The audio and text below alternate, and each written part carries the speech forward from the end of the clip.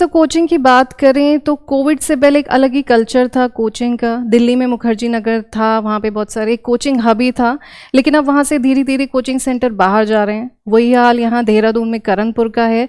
तो इस जो कोचिंग कल्चर में आपको चेंज देखते हैं, क्या ये कोचिंग कल्चर फिर से आपको लगता है फलेगा फूलेगा? असल में हमको लगता है कि उन्नति और अवनति का जो सरोकार और संबंध है ना, वो कुछ टाइम के बाद आता है फेज। हम दृढ़ता से एक फार्मूले पे काम नहीं कर सकते। और जैसा कि अभी पीछे हम जवाब भी दे रहे थे, लोगों के टेस्ट बदलते हैं। अब कोचिंगें सामान्य जो है पढ़ाने लिखाने के सेंटर नहीं रहे, ये कॉरपोरेट हो गए। और कॉरपोरेट थ्रू बॉन्डिंग चलता है, ब्रांडिंग से उनकी बॉन्डिंग होती है।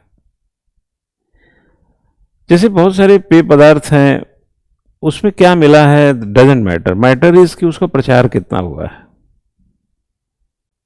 हाइजीनिक कितना है वो उतना मायने नहीं रखता है। पेप्सी हो, कोका कोला हो, थम्स अप हो या कुछ और भी हो, ये इससे पीने से फायदे क्या हैं इस पर कोई बात नहीं कर रहा है। लोग बात कर रहे हैं क्या, ब्रांडिंग पे। हर पुल पे कटआउट दिख जाएंगे, होर्डिंग दिख जाएंगे, तो अब इसलिए पेप्सी पी रहे हैं। तो कोचिंग भी क्या है ना, अब एक नॉर्मल पढ़ने लिखने के सेंटर नहीं रहे, कोचिंग कॉरपोरेट हो गए और कोचिंग ब्रांडेड हो गए। जो ब्रांडेड है वही बॉन्डेड कर रहा है, लोगों को बांध रहा है। और ब्रांडिंग के लिए आपको चाहिए पैसा। कॉरपोरेट कहने का मतलब ही है पैसा। तो कोचिंग में दो फेज हैं। जैसे भारत में दो भारत है, एक गांव का भारत है, एक शहर का भारत है। जैसे एक गरीब का भारत है, एक अमीर का भारत है, एक कमजोर का भारत है, एक मजबूत का भारत है। वैसे कोचिंग में एक तो है जो मास्टर कल्चर की कोचिंग है, सेंटर कल्चर की, जहां पर टीचिंग में, पढ़ाई में, मटेरियल में, उनको तैयार करने में ज़्यादा क्वालिटी है बट ब्रांडिंग नहीं है। एक ऐसा जगह है जहां पे सिर्फ ब्रांडिंग है, वही पेप्सी को और कोको कोला की तरह है, तो उसके कारण उसको पी रहे हैं। तो ऐसे में हमको ऐसा लगता है कि अब मैं ये इतना भरोसा नहीं दिला सकता हूं कि आप ऐसे करते रहिए अच्छा हो जाएगा। चेंज तो आपको होना पड़ेगा। अगर मैं ये सोचूं या कोई भी सोचे XYZ कि ब्रांडिंग जो कोचिंग कल्चर आया है और जो कॉरपोरेट कल्चर आया है कोचिंग में, वह कभी डैमेज होगा, मैनेज होगा, तब आपकी बारी आएगी, तो ये तो बेवकूफ़ी है। ऐसा होने वाला नहीं है।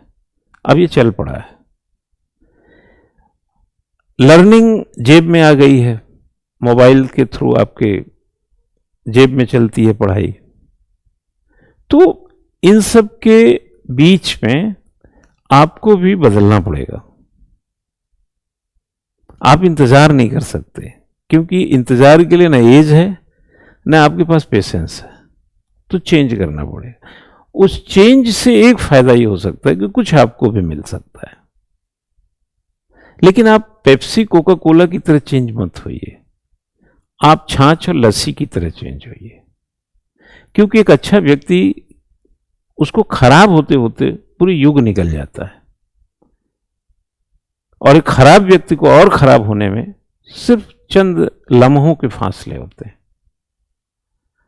तो इसलिए देखे होंगे कि कभी देखे होंगे बड़ी कंपनियों के शेयर मार्केट गिरे तो कहेंगे 100 करोड़ का घाटा हो गया, अगले दिन कहेंगे 150 करोड़ का फायदा हो गया।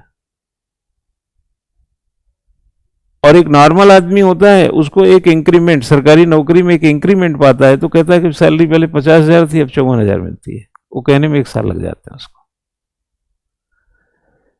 तो अब कोचिंग भी कॉरपोरेट और ब्रांड कल्चर के हो गए, इसलिए एक गैप आ गया। 2 कोचिंग हो गई देश में। एक वो कोचिंग जो पहले की तरह है, एक वो कोचिंग जो अब की तरह है। जो पहले वाले हैं अब की तरह नहीं हो पा रहे हैं, और अब की तरफ वाले तब की तरह हो रहे हैं, आगे की तरफ बढ़ रहे हैं। ये जाएगा नहीं, इसी के बीच में संघर्ष कम ज्यादा लोगों के चलते रहेंगे।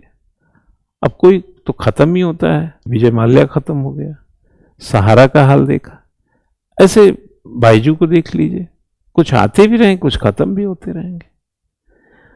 लेकिन मैं इतना मानता हूं कि जैसे अगर आपके अगर ह्यूमर और मॉरल किसी भी काम में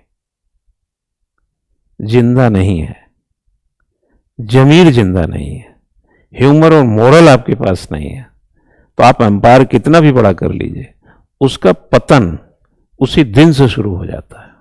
बस चूंकि बड़ा था इसलिए समझने में देर लगी। तो चाहे कॉरपोरेट कल्चर में कोई कोचिंग चलाए, चाहे एक सिंप्लिसिटी में चलाए, मोरल और ह्यूमर के साथ आपका जो एक इथिकल ग्राउंड्स हैं वो बने रहना जरूरी है, क्योंकि इसमें एक मैन टू मैन इसका ट्रांसफॉर्मेशन कल्चर है। ये हम बच्चों को तैयार करते हैं, आप समझे ना। अभी एक एग्जांपल दूं आपको, मैं कोई बच्ची थी, मुझे फ़ोन किया, मैं कुछ खा रहा था, फ़ोन उठाया मैंने, तो मैंने उससे कुछ कहा, मतलब तो हमने कहा कि तबीयत खराब, हाँ तबीयत खराब है उसकी, आज क्लास में नहीं आई। तो मैंने उसको क्लास के बाद पता चला तो हम फ़ोन किए, तो हमने क्या हो रहा है, तो बताया ऐसा सर इन्फेक्शन है पेट में, फलाना ऐसा सब बताया। तो हमने कहा घर पे बताया, बोला हाँ घर पे बताया, लेकिन अभी देख रही हूँ शाम तक ठीक हो गई सर, कल से क्लास में आऊँगा। हमने कहा कि तुम 2-3 दिन के लिए घर चली जाओ। तो बोली नहीं सर क्लास छूट जाएगी। अरे हमने कहा तबीयत ठीक रहेगी तभी तो क्लास करोगी, घर जाओ, जाओ हम देख लेंगे, उसको बता देंगे बाद में, ऑनलाइन जोड़ देंगे, कुछ ऐसा ऐसा उसको समझा रहा था। लेकिन बार बार वो कह रही थी कि नहीं सर क्लास छूट जाएगी सर, नुकसान हो जाएगा सर, ये है वो, ऐसे कर रहे थे। तो मैं उसको जोर से डांटा। अरे हमने कहा कि जब तबीयत थी तुम्हारी गड़बड़ है तो क्लास तो उसके बाद है ना बेटा, चलो अच्छा शाम को बताना, तबीयत ठीक होगी, नहीं होगी तो घर चले जाना। तो मेरी वाइफ कहने लगी कि आप क्यों परेशान हैं। हमने कहा मैं परेशान इसलिए हूं कि हमारी एक बेटी भी पढ़ती है इलाहाबाद में, तो जब उसकी तबीयत खराब की सूचना आती तो हम लोग क्या बोलते हैं उसको। तो आपके अंदर अगर ह्यूमर मॉरल कहां से आएगा, जब आप उस सिचुएशंस को कैरी करेंगे।